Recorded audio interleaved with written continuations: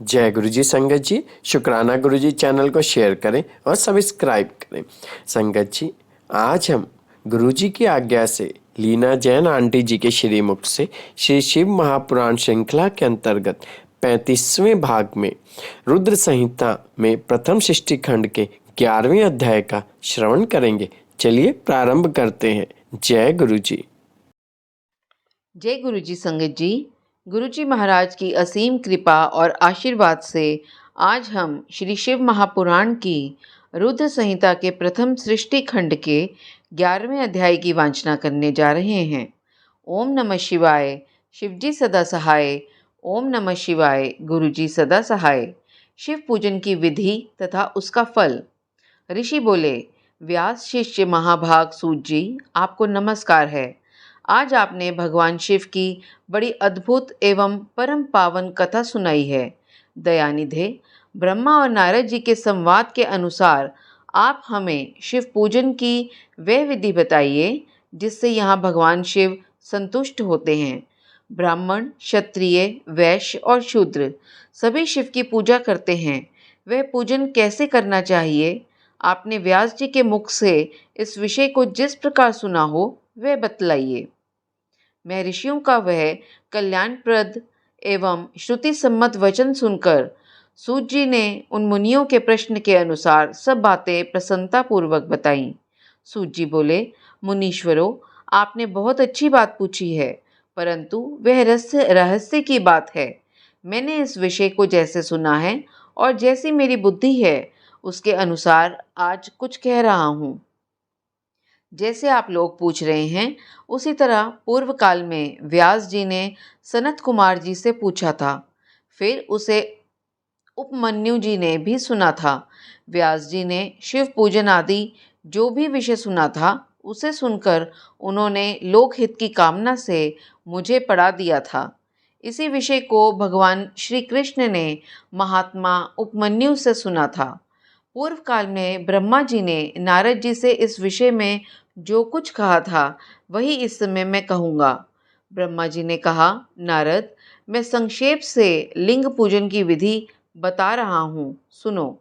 जैसा पहले कहा गया है वैसा जो भगवान शंकर का सुखमय, निर्मल एवं सनातन रूप है उसका उत्तम भक्ति भाव से पूजन करे। इससे समस्त मनोवांछित फलों की प्राप्ति होगी। दरिद्रता, रोग, दुख तथा शत्रु जनित पीड़ा, ये 4 प्रकार के पाप अथवा कष्ट तभी तक रहते हैं जब तक मनुष्य भगवान शिव का पूजन नहीं करता। भगवान शिव की पूजा होते ही सारे दुख विलीन हो जाते हैं और समस्त सुखों की प्राप्ति हो जाती है। तत्पश्चात समय आने पर उपासक की मुक्ति भी होती है। जो मानव शरीर का आश्रय लेकर मुख्यतः या संतान सुख की कामना करता है उसे चाहिए कि वह संपूर्ण कार्यों और मनोरथों के साधक महादेव जी की पूजा करे। ब्राह्मण, क्षत्रिय, वैश्य और शूद्र भी संपूर्ण कामनाओं तथा प्रयोजनों की सिद्धि के लिए क्रम से विधि के अनुसार भगवान शंकर की पूजा करे। प्रातःकाल ब्रह्म मुहूर्त में उठकर गुरु तथा शिव का स्मरण करके तीर्थों का चिंतन एवं भगवान विष्णु का ध्यान करें। फिर मेरा, देवताओं का और मुनि आदि का भी स्मरण चिंतन करके स्तोत्र पाठ पूर्वक शंकर जी का विधि पूर्वक नाम ले। उसके बाद शैया से उठकर निवास स्थान से दक्षिण दिशा में जाकर मल त्याग करे। मुने, एकांत में मलोत्सर्ग करना चाहिए। उससे शुद्ध होने के लिए जो विधि मैंने सुन रखी है उसी को आज कहता हूँ। मन को एकाग्र करके सुनो। ब्राह्मण गुदा की शुद्धि के लिए उसमें 5 बार शुद्ध मिट्टी का लेप करे और धोए। क्षत्रिय 4 बार, वैश्य 3 बार और शूद्र 2 बार विधि पूर्वक गुदा की शुद्धि के लिए उसमें मिट्टी लगाए। लिंग में भी 1 बार प्रयत्न पूर्वक मिट्टी लगानी चाहिए। तत्पश्चात बाएं हाथ में 10 बार और दोनों हाथों में 7 बार मिट्टी लगाकर धोए। तात प्रत्येक पैर में 3-3 बार मिट्टी लगाए। फिर दोनों हाथों में भी मिट्टी लगाकर धोए। स्त्रियों को शूद्र की ही भांति अच्छी तरह मिट्टी लगानी चाहिए। हाथ पैर धोकर पूर्ववत शुद्ध मिट्टी ले और उसे लगाकर दांत साफ करे। फिर अपने वर्ण के अनुसार मनुष्य दत्वन करे। ब्राह्मण को 12 अंगुल की दत्वन करनी चाहिए, क्षत्रिय 11 अंगुल, वैश्य 10 अंगुल और शूद्र 9 अंगुल की दत्वन करे। यह दत्वन का मान बताया गया। मनुस्मृति के अनुसार काल दोष का विचार करके ही दत्वन करे या त्याग दे। तात षष्ठी, प्रतिपदा, अमावस्या, नवमी, व्रत का दिन, सूर्यास्त का समय, रविवार तथा श्राद्ध दिवस ये दंत धावन के लिए वर्जित हैं। इनमें दत्वन नहीं करनी चाहिए। दत्वन के पश्चात तीर्थ अर्थात जलाशय आदि में जाकर विधि पूर्वक स्नान करना चाहिए। विशेष देश काल आने पर मंत्रोच्चारण पूर्वक स्नान करना उचित है। स्नान के पश्चात पहले आचमन करके वे धुला हुआ वस्त्र धारण करें, फिर सुंदर एकांत स्थल में बैठकर संध्या विधि का अनुष्ठान करें। यथा योग्य संध्या विधि का पालन करके पूजा का कार्य आरंभ करें। मन को सुस्थिर करके पूजा गृह में प्रवेश करें। वहाँ पूजन सामग्री लेकर सुंदर आसन पर बैठे। पहले न्यास आदि करके क्रमशः महादेव जी की पूजा करें। शिव की पूजा से पहले गणेश जी की पूजा, द्वारपालों की और दिक्पालों की भी भली भांति पूजा करके पीछे देवता के लिए पीठ स्थान की कल्पना करें, अथवा अष्टदल कमल बनाकर पूजा द्रव्य के समीप बैठे और उस कमल पर ही भगवान शिव को समासीन करें। तत्पश्चात 3 आचमन करके पुनः दोनों हाथ धोकर 3 प्राणायाम करके मध्यम प्राणायाम अर्थात कुंभक करते समय त्रिनेत्रधारी भगवान शिव का इस प्रकार ध्यान करें। उनके 5 मुख हैं, 10 भुजाएं हैं, शुद्ध स्फटिक के समान उज्ज्वल कांति है। सब प्रकार के आभूषण उनके श्री अंगों को विभूषित करते हैं तथा वे व्याघ्र चर्म की चादर ओढ़े हुए हैं। इस तरह ध्यान करके ये भावना करे कि मुझे भी इनके समान ही रूप प्राप्त हो जाए। ऐसी भावना करके मनुष्य सदा के लिए अपने पाप को भस्म कर डाले। इस प्रकार भावना द्वारा शिव का ही शरीर धारण करके उन परमेश्वर की पूजा करे।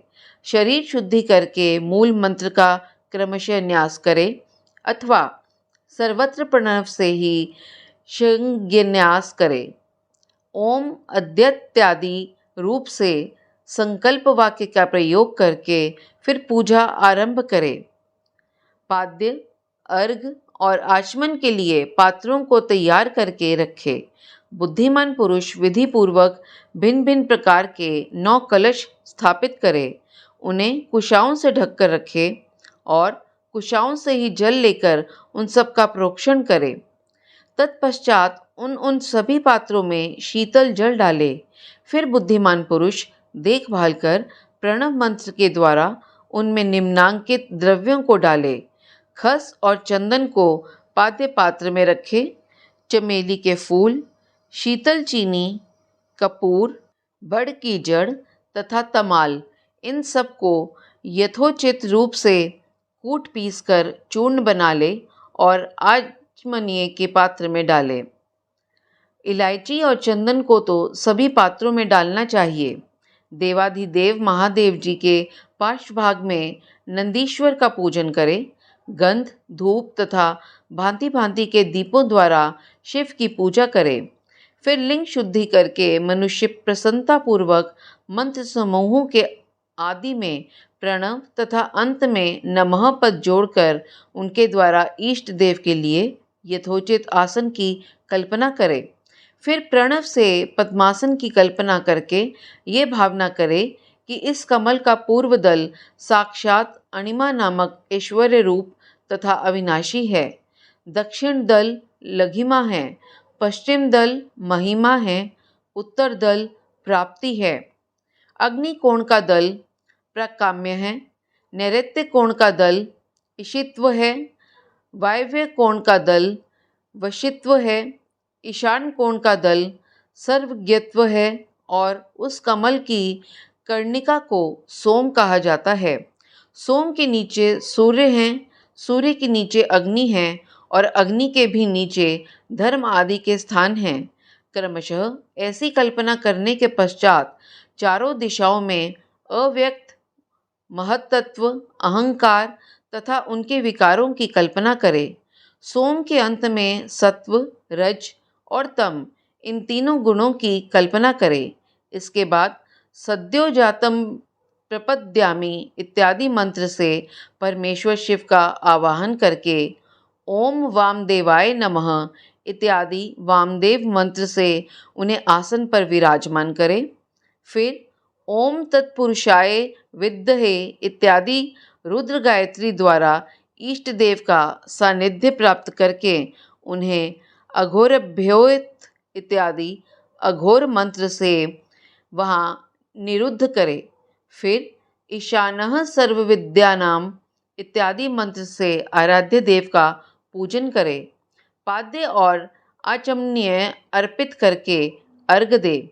तत्पश्चात गंध और चंदन मिश्रित जल से विधि पूर्वक रुद्रदेव को स्नान कराए।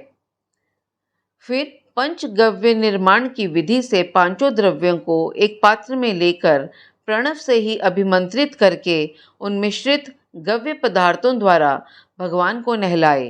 तत्पश्चात पृथक पृथक दूध, दही, मधु, गन्ने के रस तथा घी से नहलाकर समस्त अभिष्टों के दाता और हितकारी पूजनीय महादेव जी का प्रणव करे उच्चारण पूर्वक पवित्र द्रव्यों द्वारा अभिषेक करे। पवित्र जल पात्रों में मंत्रोच्चारण पूर्वक जल डाले। डालने से पहले साधक श्वेत वस्त्र से उस जल को यथोचित रीति से छान ले। उस जल को तब तक दूर न करे जब तक इष्ट देव को चंदन न चढ़ा ले। तब सुंदर अक्षतों द्वारा प्रसन्नतापूर्वक शंकर जी की पूजा करे। उनके ऊपर कुश, अपामार्ग, कपूर, चमेली, चंपा, गुलाब, श्वेत कनेर, बेला, कमल और उत्पल आदि भांति भांति के अपूर्व पुष्प एवं चंदन आदि चढ़ाकर पूजा करें। परमेश्वर शिव के ऊपर जल की धारा गिरती रहे इसकी भी व्यवस्था करें। जल से भरे भांति भांति के पात्रों द्वारा महेश्वर को नहलाए। मंत्रोच्चारण पूर्वक पूजा करनी चाहिए। वह समस्त फलों को देने वाली होती है। तात, अब मैं तुम्हें समस्त मनोवांछित कामनाओं की सिद्धि के लिए उन पूजा संबंधी मंत्रों को भी संक्षेप से बता रहा हूँ। सावधानी के साथ सुनो। पावमान मंत्र से, वांग्मय इत्यादि मंत्र से, रुद्र मंत्र तथा नील रुद्र मंत्र से, सुंदर एवं शुभ पुरुष सूक्त से, श्री सूक्त से, सुंदर अथर्व शीर्ष से के मंत्र से, आनो भद्रा इत्यादि शांति मंत्र से, शांति संबंधी दूसरे मंत्रों से, भारुंग मंत्र से और अरुण मंत्रों से, अर्थाभीष्ट साम तथा देवव्रत साम से, अभित्वा इत्यादि रथंत साम से, पुरुष सूक्त से, मृत्युंजय मंत्र से तथा पंचाक्षर मंत्र से पूजा करे। 1 सहस्त्र अथवा 101 जल धाराएं गिराने की व्यवस्था करे। यह सब वेद मार्ग से अथवा नाम मंत्रों से करना चाहिए। तदंतर भगवान शंकर के ऊपर चंदन और फूल आदि चढ़ाए। प्रणव से ही मुखवास अर्थात तांबुल आदि अर्पित करे। इसके बाद जो स्फटिक मणि के समान निर्मल, निष्कल, अविनाशी, सर्वलोक कारण, सर्वलोकमय परम देव हैं, जो ब्रह्मा, रुद्र, इंद्र और विष्णु आदि देवताओं की भी दृष्टि में नहीं आते।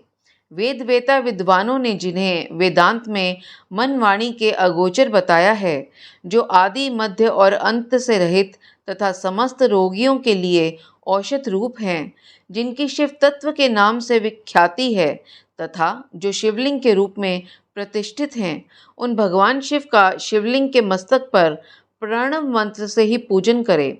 धूप, दीप, नैवेद्य, सुंदर तांबूल एवं सुरम्य आरती द्वारा यथोक्त विधि से पूजा करके स्तोत्रों तथा अन्य नाना प्रकार के मंत्रों द्वारा उन्हें नमस्कार करें। फिर अर्घ देकर भगवान के चरणों में फूल बिखेरें और साष्टांग प्रणाम करके देवेश्वर शिव की आराधना करें। फिर हाथ में फूल लेकर खड़ा हो जाए और दोनों हाथ जोड़कर निम्नांकित मंत्र से सर्वेश्वर शंकर की पुनः प्रार्थना करें। अज्ञानादि वा ज्ञानाज पूजादिकं मया कृतं तदस्तु सफलं कृपया तव शंकर।